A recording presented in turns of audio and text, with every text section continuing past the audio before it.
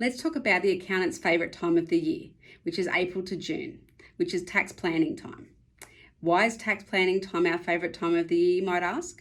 Well, whilst we love doing everything else that we do for you, the accounting, the tax, the setting up zero files, helping you with starting a new business, cash flows, FBT, dealing with the tax office, and a range of other things. I'm not going to sit here and list them all.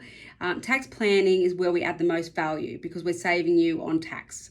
And saving tax is one of the most common reasons why people look for a new accountant. Every time I speak to someone at a barbecue, the first thing they ask is, can you help me pay less tax?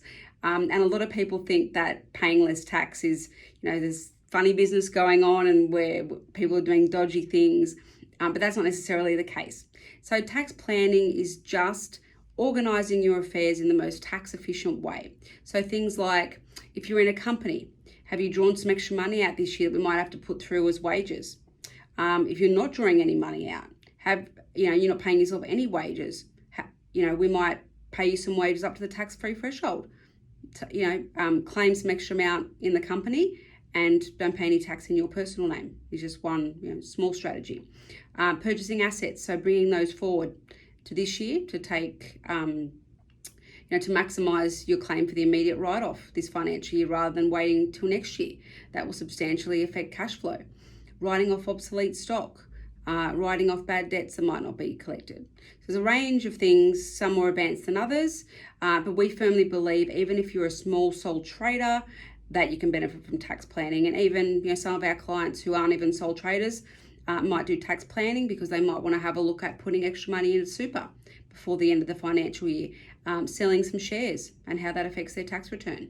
So there's a range of different things. So if you're unsure about what it is, reach out to us. But I'm going to, here's something I prepared earlier and to show you exactly what tax planning with two sides looks like. So here's a report I prepared earlier. So it sits inside Xero. It's something we've formatted so that when we do all of our tax planning reports, it's all streamlined. Another reason why we just use Xero, so that we can streamline everything we do for you. So you can see here, we've got last year's P&L down here. Then we've got July to March. Now, if we're doing your tax planning a little bit later in May, you'll have July to April here, or late in June, you'll have obviously July to May. Then we've got a formula in here, which basically looks at what we've got here, July to March, and then extrapolates it out to the end of the year. So we've got 9 months in here. So we divide by 9 times by 12. Then we look at the variance between this year and last year. So we can have some discussions around, performance compared with last year, things you can improve on, costs that you can cut, and then the percentage. And then on the next tab, we've got the balance sheet. So we're looking at where you're at last year in terms of your assets and liabilities, where you are at the end of the last quarter that we're looking at here, and some of the variances. So then we export it out to Excel. And here's one that I prepared earlier over here. So here's where we start making our notes. So, the formula that we do is not perfect. So you might have had a really, going to have a really big month in April or May that you know about. So we have a discussion around that and we adjust it. We've got some entertainment here. So we're going to have a discussion about that. Some of it might not be tax deductible. Motor vehicle expenses. Do we have a logbook? Among other things. Then we're going to have a look at our balance sheet and we see we've got some assets here, no depreciation yet. So we need to put that in. And then we can see we've got some shareholder accounts here, which is basically around $20,000 that the shareholder or director's taken that hasn't been taken up as wages or dividend or loan. So we know we need to deal with that. Next step, here's one I prepared earlier. So we go into our trusty Tax Plan Plus, thanks to Change GPS. And what we do is as I said, I've already prepared this, but we would add in the company and any associated individuals. So if you've got a trust, we would add that in here so that we can look at your overall tax position as a group. So I want to make sure it's the most tax effective scenario for the group. So we go through, we put in the business profits, which is 79,149. The director's not earning any other income in this example.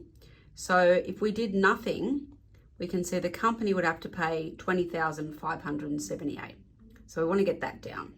So we look at the first scenario, which is basically paying the director up to the tax-free threshold. So he pays no tax, $18,200 plus the super.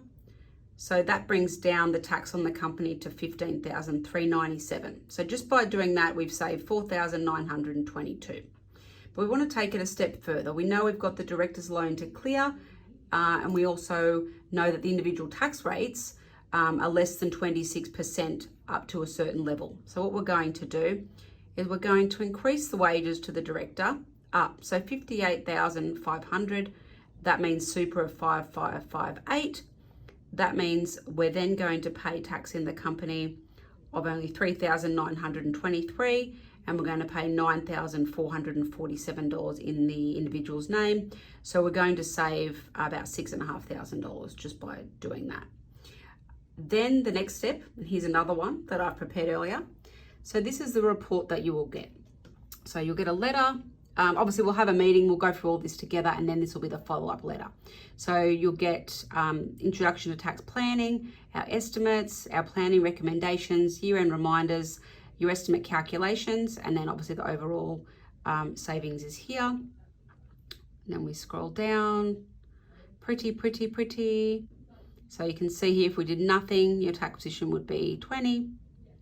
Then we've got your recommendations. Then we've got the scenarios. So, scenario 1, 15,000 tax. Scenario 2, 13,000 tax. Some notes about the super and when it needs to be paid.